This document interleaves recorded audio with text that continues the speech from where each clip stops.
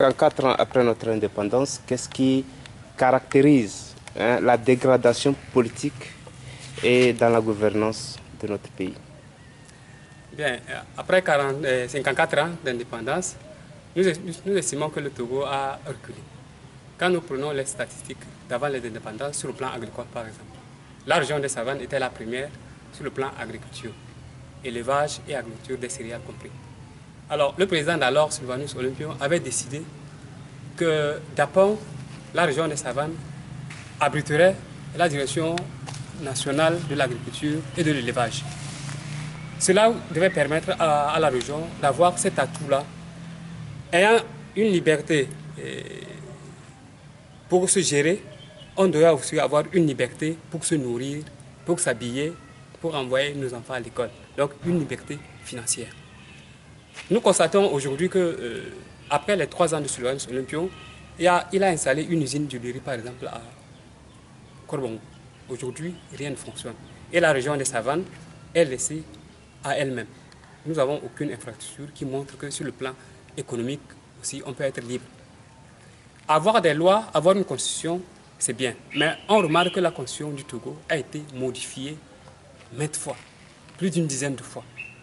Et la dernière modification de 92 montre que le Togo n'est pas un pays indépendant, puisque c'est la constitution qui garantit l'indépendance du pays. Et cette constitution voudrait qu'au moins les élections soient à 2 tours et que le mandat présidentiel soit limité. On constate que ce n'est pas ça le cas. Les gens ne sont pas d'accord avec ce système-là. On voudrait que ça change, que le Togo ne soit pas une exception dans la sous-région, qu'on ait une élection à 2 tours, et ça cause un problème grave d'atteinte aux libertés publiques. Bref, pour dire que dès lors qu'on ne respecte pas les libertés publiques, on ne peut pas parler d'indépendance. Parce que l'indépendance suppose la liberté publique, les libertés économiques, intellectuelles et tout ce que vous voulez, la liberté religieuse. Nous avons été surpris de recevoir l'invitation du préfet seulement hier pour commémorer l'événement de l'indépendance. Je tiens, entre parenthèses, pour dire que ceux qui avaient entre-temps refusé le 27 avril comme journée de l'indépendance tentent par tous les moyens de le réhabiliter. Mais vous conviendrez avec moi que la population ne suit pas. Dans la lettre, dans l'invitation du préfet, il me parle du défilé militaire et civil. Le défilé militaire, je suis d'accord. Ça fait partie de leur job. Le militaire a l'obligation de défiler le jour de l'indépendance. Mais la population ne comprend pas pourquoi elle défile. Elle ne comprend pas. Et donc, nous, on se voyait dans l'obligation de décliner cette offre-là parce que nous devons être en adéquation avec les idéaux du peuple. Donc, 54 ans après, moi j'estime que le Togo a été indépendant pendant 3 ou 4 ans. Voilà. Et le reste, nous ne sommes pas indépendants. Puisque sur le plan financier, nous ne sommes pas indépendants. Sur le plan liberté et de parole. C'est vrai, aujourd'hui vous m'interviewez, c'est vrai, mais tout le monde n'a pas l'occasion de parler. Et ce que je dis, si ce n'est pas la TVT qui passe, même si la TVT passe, à Dapon, on ne va pas suivre. Vous savez avec moi que depuis le vendredi saint, nous n'avons pas la TVT à Dapon. Et pour paraphraser, il y a un chef qui disait que Dapon c'est un trou. Je voulais que vous relayez ça. Nous ne sommes pas indépendants puisque nous sommes dans un trou. Nous sommes sous-informés.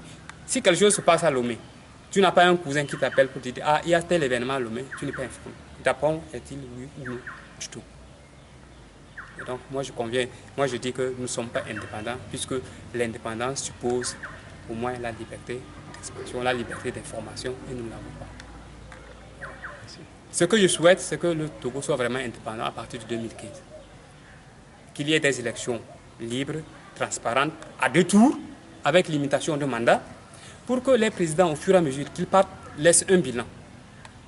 Nous allons les comptabiliser et nous verrons que le peuple a quand même quelque chose à vivre. Je suis désolé qu'aujourd'hui on ne parle de liberté, alors que les gens ne peuvent même pas se soigner. Vous me suivez, au temps de colon, moi j'ai appris qu'au temps de colon, il y avait quand même toujours un dépôt de médicaments pour les nécessiteux. Aujourd'hui, on a essayé de ramener ça, mais pour être nécessiteux, il faut connaître quelqu'un à l'hôpital. Et ça, c'est pas bien. Je le dis parce que c'est le secteur le plus touchant. Tu es malade, tu n'as pas d'argent, tu crèves. Tu ne meurs pas. Les Togolais crèvent. Merci.